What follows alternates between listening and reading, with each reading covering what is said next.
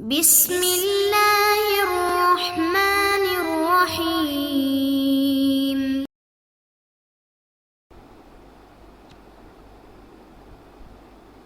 اعوذ باللہ من الشیطان الرجیم، بسم اللہ الرحمن الرحیم، الحمد للہ رب العالمین، والصلاة والسلام علی سیدنا وحبیبنا محمد وآلہ الطیبین الطاہرین۔ السلام علیکم ورحمۃ اللہ وبرکاتہ۔ ہماری گفتگو مفہوم شرط کے بارے میں ہو رہی ہے اور الحمدللہ کافی حد تک ہم یہ بحث مکمل کر چکے ہیں۔ آج کی ہماری گفتگو کا عنوان ہے حل تعارض۔ سابقہ دروس میں ہم نے کہا تھا کہ اگر ہم جملہ شرطیہ کے لیے مفہوم کے وجود کو تسلیم کرتے ہیں تو وہاں پر منطوق اور مفہوم میں تعارض پیش آ سکتا ہے، جہاں پر جزا واحد ہو اور شرط متعدد ہو۔ اور مثال ہم نے دی تھی اذا خفی الاذان فقصر و اذا خفی الجدران فقصر۔ تو یہاں پر ہر ایک جملے کا جو منطوق ہے وہ دوسرے کے مفہوم سے ٹکرا رہا ہے۔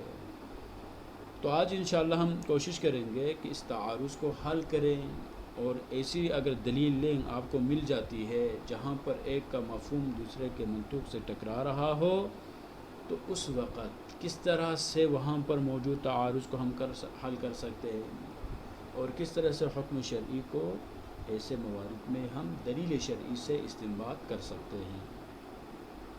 تو تعارض حل کرنے کے ہمارے پاس دو طریقے موجود ہیں۔ یہاں پر جو تعارض پیش آ رہا ہے کہ دو طریقے ہمارے پاس موجود ہے۔ جب جملہ شرطیہ میں مفہوم اور منطوق میں تعارض واقع ہو تو اس کو حل کرنے کے دو طریقے بتائے جاتے ہیں۔ سببیت تامہ میں تصرف، جملہ ثانیہ کو قرار دیتے ہوئے ہم کہیں کہ خفائے اذان نماز کے قصر ہونے کے لیے علت تامہ نہیں ہے بلکہ جزء علت ہے۔ اس کا مطلب یہ ہے، تعارض کا پہلا حل جو ہے وہ یہ ہے، دیکھیں اذا خفی الاذان فقصر و اذا خفی الجدران فقصر۔ اگر ان میں سے ہر ایک کو اگر ہم سبب تام قرار دیں تو پھر وہاں پر مسئلہ بنتا تھا۔ کیسے مسئلہ بنتا تھا؟ ہر ایک کہہ رہا ہے کہ جب میں موجود ہوں تو پھر نماز قصر ہوگی، چاہے وہ دوسری جو شرط موجود ہو یا موجود نہ ہو۔ تو اس سے ایک مسئلہ پیش آیا تھا کہ ان میں سے ہر ایک کا مفہوم کچھ اور کہہ رہا ہے اور منطوق کچھ اور کہہ رہا ہے۔ جب ہم سببیت تامہ میں تصرف کریں گے، سببیت تامہ میں تصرف کرنے کا مطلب یہ ہے کہ ان جملوں میں سے ہم کسی ایک جملے کو فرض کریں، دوسرے جملہ ثانیہ کو کیا قرار دیتے ہیں؟ ہم اس کو قرینہ قرار دیتے ہیں۔ کس کے لیے؟ جملہ اول کے لیے۔ قرینہ قرار دینے کا مطلب یہ ہے کہ ہم علیت تامہ یا سببیت تامہ سے رفعیت کریں، اس میں تصرف کریں، اور تصرف کر کے ہم یہ کہیں نہیں یہاں پر سبب تامہ نہیں ہے بلکہ یہ دونوں شرطیں اگر موجود ہوں گی تب جا کر معلول وجود میں آئے گا۔ جزا جو ہے اس کو ہم وجود میں لا سکتے ہیں۔ ہر ایک اپنی جگہ پر مستقل شرط نہیں ہے۔ بس نتیجہ یہ نکلے گا اگر اذان اور دیواریں دونوں اگر مخفی ہو جائیں تب نماز قصر ہوگی، لیکن اگر ان میں سے ایک اگر باقی ہو اور ایک مخفی ہو تو پھر وہاں پر نماز قصر نہیں ہوگی۔ سببیت تامہ میں تصرف کا مطلب یہی ہے۔ اگر شہر کی دیواریں مخفی ہو جائیں اور اذان سنائی نہ دیں تو پھر قصر ہوگی۔ اگر ان میں سے کوئی ایک مخفی ہو تو پھر نماز قصر نہیں ہوگی، یعنی ایک مخفی ہے لیکن دوسری جو شرط ہے وہ مخفی نہیں ہے۔ بس نتیجہ کیا ہو گیا؟ مسئلہ حل ہو گیا۔ کیسے حل ہوا؟ کہ ایک بندہ اگر کسی ایسی جگہ پر، مسافر کسی ایسی جگہ پر پہنچ جاتا ہے جہاں پہنچنے کے بعد جو ہے کوئی ایک چیز مخفی ہو جاتی ہے لیکن دوسری شے مخفی نہیں ہوتی ہے، تو پھر وہ کیا کرے گا؟ وہ اپنی نماز کو قصر نہیں کر سکتا بلکہ پوری نماز وہ پڑھے گا۔ بس نماز قصر کے وجوب کے لیے دونوں کا مخفی ہونا ضروری ہے۔ تعارض ان میں سے ہر سبب کو تام ماننے کی وجہ سے ہوا تھا۔ اب ہم نے سببیت تامہ میں تصرف کیا، نتیجتاً تعارض بھی ختم ہوا۔ اب ہم نے دونوں کو ملا کے ایک حکم جو ہے یہاں پر لگا رہے ہیں، یہ دونوں چیزیں ہوں تب جا کر نماز قصر ہو سکتی ہے۔ پہلا طریقہ یہ تھا. اور دوسرا طریقہ کیا ہے؟ دوسرا طریقہ یہ ہے کہ تعارض کو ہم انحصاریت شرط میں تصرف کر کے بھی حل کر سکتے ہیں. انحصاریت کا مطلب یہ ہے کہ میں ہی ہوں، سب کچھ میرے علاوہ اور کوئی چیز جو ہے، کوئی چیز اس نماز کے قصر ہونے کے لیے سبب نہیں بن سکتی. یہ انحصاریت بہت ساری چیزوں کے لیے رکاوٹ بن سکتی ہے. اب انحصاریت میں تصرف کرنے کا پھر مطلب کیا ہوگا؟ تصرف کرنے کا مطلب یہ ہوگا، ہم یہ کہیں کہ ٹھیک ہے جی، کہ اگر جو ہے نماز قصر پڑھنے کے لیے دیواریں معافی ہو تو بھی ٹھیک ہے، اگر اذان سنائی نہ دیں تب بھی ٹھیک ہے. یعنی ہم یہ مانیں کہ ہر شرط تام ہے نماز قصر کے لیے. صرف والی بات، صرف کو یہاں سے لیس کر دیں، اس کو یہاں سے ہم نکال دیں. نکال کے ہم کیا کہیں گے؟ ہم کہیں گے نہیں، نماز کے قصر ہونے کے لیے ان دو چیزوں میں سے کوئی ایک ہو تو کافی ہے، دونوں کا ہونا کوئی ضروری نہیں ہے. تو نتیجہ یہ نکلے گا کہ اگر کوئی شخص کسی ایسی جگہ پر پہنچ جاتا ہے جہاں پر پہنچنے کے بعد ان میں سے ایک چیز، یعنی اذان اور دیوار میں سے ایک چیز مخفی ہو جاتی ہے، دوسری چیز مخفی نہیں ہوتی ہے، تو انحصاریت میں تصرف کا مطلب یہ بنے گا کہ ہم وہاں پر ایک ہی چیز کے مخفی ہونے کے ساتھ ہم یہ حکم لگائیں گے کہ اس کی نماز جو ہے وہ قصر ہو جائے گی. یہ بالکل اپوزٹ ہے پہلی صورت سے.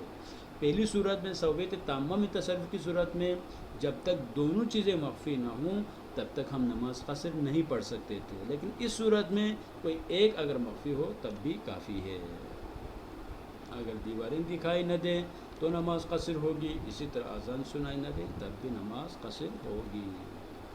قصر کے لیے دونوں کا مخفی نہ ہونا ضروری نہیں ہے. بس ہر ایک سبب مستقل ہے وجوب قصر کے لیے، لیکن صرف منحصر نہیں ہے. یعنی منحصر نہ ہونے کا مطلب یہ ہے کہ ان میں سے کوئی ایک ہو تو کافی ہے، دونوں کا ہونا کوئی ضروری نہیں ہے. منحصر نہیں ہے، صرف یہ نہیں ہے بلکہ کوئی دو چیزوں میں سے کوئی ایک ہو تو کافی ہے. اب فرق در تصرفین، یہ جو دو قسم کے تصرف ہم کر رہے ہیں ان میں سے دونوں میں کیا فرق ہے؟ فرق کیا ہوگا؟ ان نتیجے کے اعتبار سے دونوں تصرف میں کیا فرق ہے؟ فرماتے دونوں تصرف میں فرق واضح ہے، کیونکہ تصرف اول میں سببیت تامہ میں تصرف کیا ہے، نتیجتاً انحصاریت میں تصرف خود بخود لازم آ جاتا ہے. یعنی پہلی صورت میں جب ہم سببیت تامہ میں تصرف کر رہے ہیں تو اس کے نتیجے میں انحصاریت ختم ہو جاتی ہے، کیونکہ اگر علت تامہ ہو تو پھر اگلا سوال ہوتا ہے کہ علت تامہ ہونے کے ساتھ ساتھ آئے یہ علت منحصرہ بھی ہے یا نہیں ہے. جب ہم نے کہہ دیا کہ نہیں یہ علت تامہ ہی نہیں ہے، جب علت تامہ نہیں ہے بلکہ جزء علت ہے، سبب جو ہے تام نہیں ہے بلکہ سبب تام کا ایک حصہ اگر یہ ہے تو اس کا مطلب منحصر ہونا ویسے بھی ختم ہو جائے گا. بس سببیت تامہ میں تصرف کا نتیجہ کیا نکلتا ہے؟ اس کا نتیجہ نکل رہا ہے کہ انحصاریت خود بخود ختم ہو جاتی ہے. جبکہ تصرف دوم میں انحصاریت میں تصرف کیا ہے لیکن اس سببیت تامہ میں تصرف کرنا لازم نہیں آتا، لیکن اس سے سببیت تامہ میں تصرف کرنا لازم نہیں آتا ہے. یعنی کیوں؟ اس لیے کہ جب ہم یہ کہہ رہے ہیں کہ سبب منحصر نہیں ہے، اس سے ہم یہ نتیجہ نہیں اخذ کر سکتے کہ سبب تامہ بھی نہیں ہے، کیونکہ بہت ساری چیزوں کے لیے بہت ساری چیزیں علت ہو سکتی ہے. جیسے کہ بس فرض کرے وجوب نماز جو ہے واجب، بہت ساری نمازیں واجب ہے، نماز آیات واجب ہے، نماز یومیہ واجب ہے، نماز میت واجب ہے، کوئی اگر نظر مانے تو نماز واجب ہے. تو یہ کیا ہے؟ وجوب صلاۃ کے اتنی سارے علتیں موجود ہیں، تو کوئی یہ نہیں کہہ سکتا کہ اگر یومیہ نماز ابھی تک اگر واجب نہیں ہوئی ہے فرض کے وقت نہ ہونے کی وجہ سے تو نماز میت واجب نہیں ہے. اگر کوئی نظر مانگتا ہے تو وہ نماز واجب نہیں، یہ نہیں کہہ سکتا.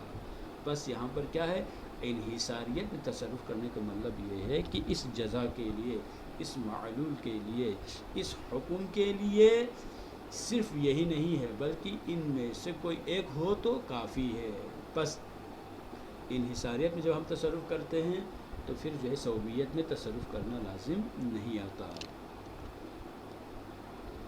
اب سوال یہ پیدا ہوگا کہ ان میں سے کون سا حال بہتر ہے؟ یعنی صوبیت تامہ میں تصرف کرنا بہتر ہے کہ ہم یوں کہیں کہ دونوں کو ہم ملا کے وجوب قصر کے لیے علت قرار دے دیں، یہ بہتر ہے، یا ان میں سے ہر ایک کو جو ہے علت تامہ قرار دے دیں اور کہہ دیں کہ نماز قصر ہونے کے لیے ان میں سے کوئی ایک ہو تو بھی کافی ہے؟ یعنی کون سا تصرف بہتر ہے؟ پہلے والا تصرف ٹھیک ہے یا دوسرے والا جو تصرف ہے وہ بہتر ہے؟ اولاً دوسرا تصرف بہتر ہے کیونکہ تصرف خلاف حاصل ہے۔ یہاں پر ایک قاعدہ اصولی بیان کر رہے ہیں، کہتے ہیں تصرف ہے دوسرا جو تصرف ہے وہ بہتر۔ دوسرا تصرف سے مراد یعنی ہم انحصاریت میں تصرف کر کے انحصاریت کے ہم قائل نہیں ہوں گے، بلکہ ہم کہیں گے کہ صرف یہ نہیں ہے نماز قصر ہونے کے لیے، صرف یہی سب کچھ نہیں ہے، بلکہ اس کے علاوہ کوئی ایک اور شرط بھی موجود ہے۔ یعنی کیا ہے؟ مثلا نماز کے قصر ہونے کے لیے دیواروں کا معافی ہونا، جس طرح سے یہ سبب ہے، اسی طرح سے اذان اگر سنائی نہ دیں تب بھی یہ بھی ایک علت ہے۔ تو فرماتے ہیں تصرف دوم بہتر ہے، یعنی انحصاریت میں تصرف بہتر ہے۔ کیوں بہتر ہے؟ اس کی علت یہ ہے کہ تصرف خلاف اصل ہے، اور خلاف اصل میں کم سے کم ہو تو بہتر ہے۔ کم سے کم ہو تو بہتر ہے، اس کی کیا مطلب ہے؟ اس کا مطلب یہ ہے یہاں پر تصرف اول سے صوبیت اور انحصاریت دونوں میں تصرف کرنا لازم آتا ہے۔ جیسے کہ ہم نے پہلے بھی کہا ہے، اگر ہم صوبیت تامہ میں تصرف کرتے ہیں تو اس کے نتیجے میں انحصاریت میں تصرف خود بہت لازم آ جاتا ہے۔ جب سبب تام نہیں ہے تو بطریق اولا وہ سبب منحصر نہیں ہو سکتا۔ بس ایک میں ہم تصرف کر رہے ہیں، نتیجتاً اس کا لازمہ جو ہے دوسرے میں خود بہت تصرف کرنا لازم آ رہا ہے۔ یہاں پر دو قسم کے تصرفات ہم کر رہے ہیں، ایک جو ہے صوبیت میں ڈائریکٹلی، اور انڈائریکٹلی انحصاریت میں بھی ہم تصرف کر رہے ہیں، جبکہ تصرف دوم سے صرف انحصاریت میں تصرف لازم آتا ہے۔ جب ہم انحصاریت میں جب تصرف کرتے ہیں تو اس انحصاریت میں تصرف کی وجہ سے صوبیت تامہ میں تصرف کرنا لازم نہیں آتا۔ ثانیاً دوسری جو بات ہے، دوسری جو وجہ وہ یہ ہے، تعارض کی بنیادی وجہ انحصاریت ہے، استقلالیت نہیں، لہٰذا اصل وجہ کو ختم کرنا ضروری ہے۔ اب دوسری بات یہ ہے کہ دیکھیں یہاں پر جو تعارض پیش آیا تھا، آیا اس تعارض کی بنیادی وجہ سبب مستقل ہونا ہے، صوبیت تامہ کی وجہ سے یہاں پر تعارض پیش آ رہا تھا، یا انحصاریت کی وجہ سے؟ دنیا میں مسائل کے وجوہات، مسائل کے اس جو ہے بہت سارے مسائل کے وجود میں آنے کی جو وجہ ہوتی ہے وہ انحصاریت ہے۔ بس میرے علاوہ کچھ بھی نہیں ہے، میں ہی سب کچھ ہوں، میرے علاوہ سب کا سب غلط ہے۔ جب یہ باتیں ہوتی ہیں تب جا کر مسائل جو ہے کریٹ ہونا شروع ہو جاتے ہیں۔ یہاں پر بھی تعارض اسی وجہ سے پیش آیا ہے۔ کیا ہے؟ ایک دلیل کہہ رہی ہے کہ نہیں، نماز جو ہے صرف میری وجہ سے ہی قصر ہو سکتی ہے، یعنی فرض کرے خفیل اذان ہو تب جا کر نماز قصر ہو سکتی ہے، نہیں میرے علاوہ کوئی اور چیز ہو تو اذان نہیں ہو سکتی۔ اور دوسری دلیل لگا نہیں جی میری وجہ سے یہاں پر نماز قصر ہوگی۔ یہاں پر یہ انحصاریت کی وجہ سے ہی مسائل پیش آ رہے ہیں۔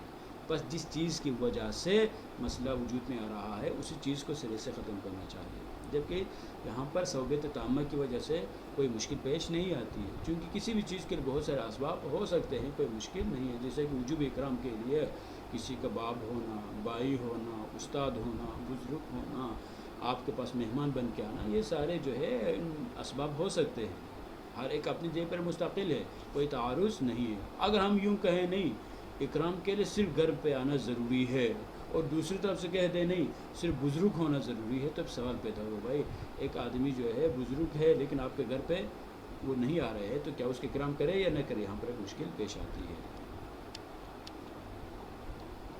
بس خلاصہ کلام یہ ہوا کہ یہاں پر ہم انحصاریت میں تصرف کریں گے، اور انحصاریت میں تصرف کرنے کا نتیجہ یہ ہوگا کہ اگر ان میں سے کوئی ایک اگر معافی ہو تو نماز قصر ہو سکتی ہے، دوسرے کے لیے آپ انتظار نہ کریں۔ سوالات: صوبیت تامہ سے کیا مراد ہے واضح کرے، صوبیت انحصاریت سے مراد کیا ہے، مقصود کیا ہے بیان کرے، اور تصرفین میں سے کون سا تصرف بہتر ہے اور کیوں بہتر ہے یہ آپ بیان کریں گے۔